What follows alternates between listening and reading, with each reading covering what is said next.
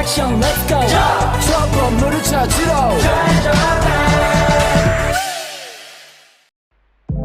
Assalamualaikum warahmatullahi wabarakatuh. Perkenalkan, nama saya Nisa Nur Adrina.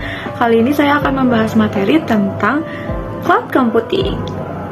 Definisi cloud computing merupakan sebuah model komputasi yang memungkinkan akses on demand atau sesuai kebutuhan ke sumber daya komputasi seperti server, storage, database, jaringan, perangkat lunak, dan layanan lainnya melalui internet. Konsep ini menggantikan kebutuhan untuk memiliki dan mengelola perangkat keras atau infrastruktur fisik sendiri. Selanjutnya, sejarah dan perkembangan. Berawal dari evolusi teknologi komputasi dan jaringan, konsep dasar cloud computing bukanlah hal baru, namun menjadi lebih terwujud berkat perkembangan teknologi informasi dan kebutuhan bisnis yang terus berkembang. Berikut adalah garis besar sejarah dan perkembangannya. Awal mula pada tahun 1960-an. Pada saat itu, John McCarthy, seorang ilmuwan komputer, mengemukakan ide bahwa komputasi dapat diatur secara layanan publik seperti listrik dan telepon. Di era ini, model komputasi time sharing menjadi populer, memungkinkan beberapa pengguna untuk mengakses mainframe secara bersamaan. Meskipun belum seperti cloud saat ini adalah cikal bakal komputasi berbasis jaringan. Selanjutnya, di virtualisasi pada tahun 1970-an, memungkinkan satu komputer fisik untuk menjalankan beberapa sistem operasi yang berbeda secara bersamaan. Teknologi ini sangat penting bagi perkembangan cloud computing karena mendukung efisiensi dan skala besar pada infrastruktur. Masih berlanjut pada internet dan jaringan global pada tahun 1990-an. Pada tahun ini memainkan peran yang penting dalam cloud computing. Ketersediaan jaringan internet global menciptakan infrastruktur yang memungkinkan akses jarak jauh ke sumber daya komputasi. Pada saat yang sama, model Application Service Provider atau disingkat ASP muncul, di mana perusahaan menyediakan aplikasi berbasis jaringan kepada pengguna. Lanjut lagi di tahun 2000-an, lahirnya cloud modern. Cloud computing mulai berkembang menjadi apa yang kita kenal sekarang.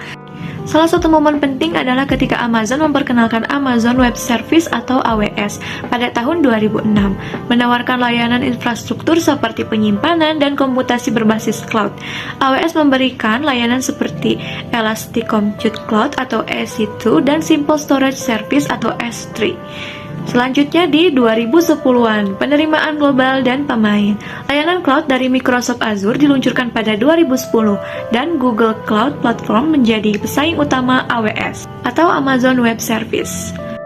Layanan-layanan ini menawarkan berbagai model layanan seperti Infrastructure as a Service atau IaaS, Platform as a Service atau PaaS, dan Software as a Service atau SaaS.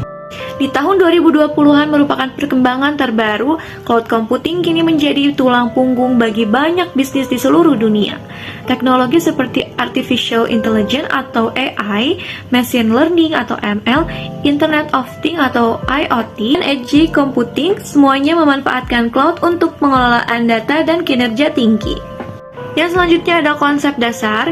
Yang pertama ada on-demand self-service. Penggunaan dapat secara mandiri memperoleh sumber daya komputasi sesuai kebutuhan, tanpa memerlukan interaksi manusia dengan penyedia layanan. Yang kedua ada broad network access. Akses ke sumber daya cloud dapat dilakukan melalui jaringan internet menggunakan berbagai perangkat seperti laptop, smartphone, dan tablet. Selanjutnya yang ketiga ada resource pooling. Penyedia cloud menggunakan model multi-tenant untuk melayani banyak pelanggan dari pool sumber daya komputasi yang sama. Sumber daya ini didistribusikan secara dinamis sesuai permintaan. Yang keempat ada rapid elasticity. Sumber daya dapat dengan cepat ditingkatkan atau dikurangi sesuai kebutuhan pengguna. Kapasitas yang ditawarkan tampak tak terbatas bagi pengguna dan dapat diubah sesuai permintaan. Yang kelima ada measure service. Layanan cloud diukur dan dioptimalkan secara otomatis. Pengguna hanya membayar untuk sumber daya yang mereka gunakan, mirip dengan tagihan listrik atau air. Selanjutnya ada model layanan.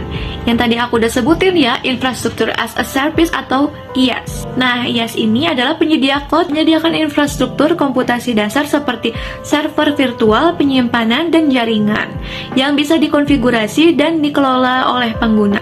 Selanjutnya ada Platform as a Service atau PaaS. Penyedia cloud menyediakan platform yang lebih tinggi seperti sistem operasi, alat pengembangan, dan database yang memungkinkan pengguna untuk mengembangkan dan mengelola aplikasi tanpa mengelola infrastruktur bawahnya.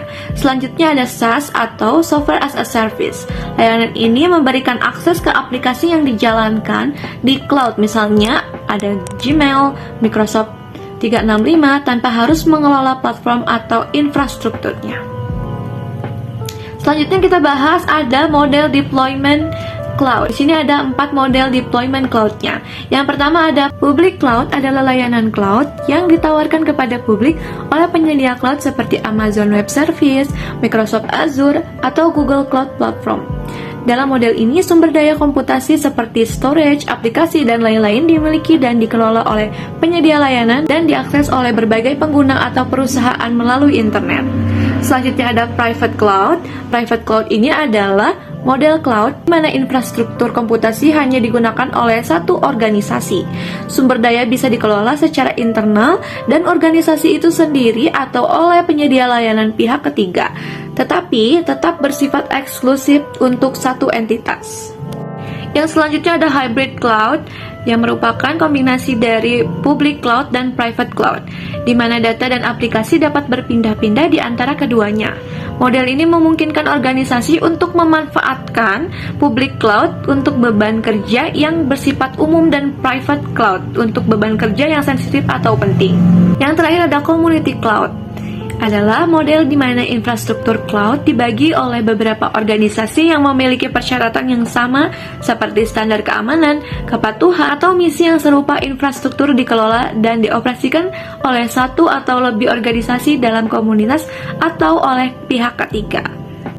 Nah, selanjutnya kita akan bahas keuntungan menggunakan cloud computing. Yang pertama, pengurangan biaya infrastruktur. Dengan cloud, perusahaan tidak perlu mengeluarkan biaya besar untuk membeli dan memelihara server fisik dan infrastruktur IT.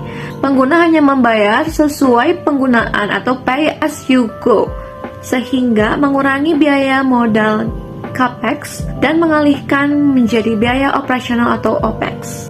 Yang kedua ada skalabilitas. Cloud computing memungkinkan bisnis untuk meningkatkan atau menurunkan sumber daya sesuai kebutuhan dengan cepat. Ini sangat berguna saat ada lonjakan permintaan seperti selama promosi penjualan atau peluncuran produk. Yang ketiga, fleksibilitas dan mobilitasnya. Akses ke layanan cloud dapat dilakukan dari mana saja selama ada koneksi internet, memungkinkan mobilitas kerja yang lebih besar dan mendukung gaya kerja jarak jauh atau remote work. Yang keempat, ada peningkatan produktivitas. Dengan cloud, tim IT tidak perlu lagi mengelola server fisik secara rutin. Mereka bisa fokus pada tugas yang lebih strategis seperti pengembangan aplikasi atau inovasi bisnis, meningkatkan produktivitas. Yang kelima ada keamanan. Penyedia cloud besar seringkali menawarkan tingkat keamanan yang lebih tinggi dibanding infrastruktur internal perusahaan. Mereka memiliki tim khusus untuk menangani ancaman cyber, enkripsi data, dan mekanisme pemulihan bencana atau disaster recovery. Yang keenam ada disaster recovery and backup. Cloud menyediakan solusi backup dan pemulihan yang cepat dan andal. Data disimpan di beberapa lokasi sehingga resiko kehilangan data akibat kegagalan hardware diminimalkan. Yang ketujuh, kolaborasi yang mudah. Cloud memungkinkan kolaborasi yang lebih baik antara tim di berbagai lokasi. Mereka dapat mengakses dan mengedit dokumen yang sama secara real time, memfasilitasi kerja tim yang lebih efisien. Tantangan dan penerapan cloud computing.